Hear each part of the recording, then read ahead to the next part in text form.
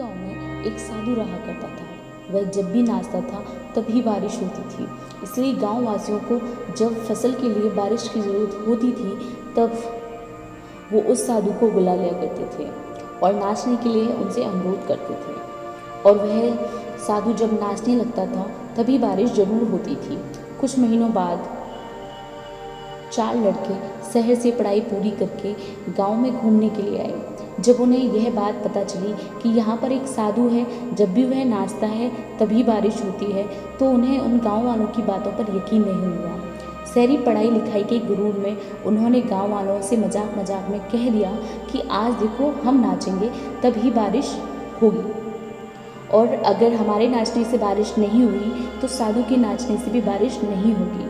वो उन चारों की बात सुनकर गांव वाले उन लड़कों को लेकर साधु की कुटिया के पास पहुंचे। गांव वालों ने साधु को सारी बात बताई।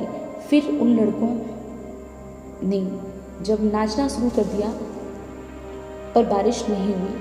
पहले लड़के ने नाचना शुरू किया, वह 1 घंटे तक नाचता रहा पर बादल नहीं दिखे। वह थक कर बैठ गया। कुछ देर बाद दूसरे लड़के ने नाचना शुरू किया और 1 घंटे तक वह नाचता रहा, तब भी बारिश नहीं शुरू हुई और वो थक हार कर बैठ गया। इस तरीके से चारों लड़कों ने नाच लिया, लेकिन उन लड़कों के नाचने पर बारिश नहीं हुई।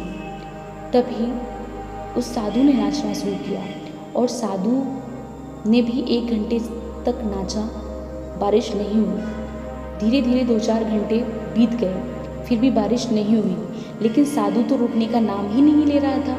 धीरे धीरे शाम होने लगी कि तभी बादलों की गड़गड़ाहट सुनाई दी और थोड़ी देर बाद जोरों की बारिश होने लगी। यह देखकर वे लड़के दंग रह गए और तुरंत ही उस साधु से क्षमा मांगी। फिर दोनों लड़कों ने साधु से पूछा कि बाबा ऐसा क्यों कि हमारे नाचने से बारिश नहीं हुई और आपके नाचने से बारिश हो गई। साधु ने कहा, जब भी मैं नाचता तब मैं 2 बातों का ध्यान रखता हूँ।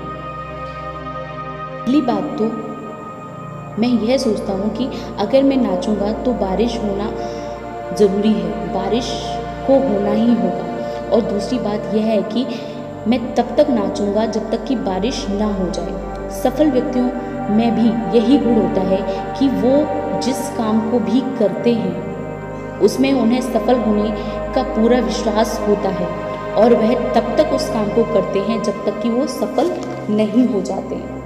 इसलिए हमें अगर सफलता प्राप्त करनी है तो हमें इसी साधु की तरह अपने लक्ष्य को प्राप्त करना होगा। दोस्तों, कैसी लगी आज की कहानी? कमेंट सेक्शन में कमेंट करके ज़रूर बताइएगा। आशा करूँगी कि आज की कहानी से आपने बहुत कुछ सीखा होगा। इसी तरीके की और भी कहानी सुनने के लिए हमारे चैनल को सब्सक्राइब करें। Thank you.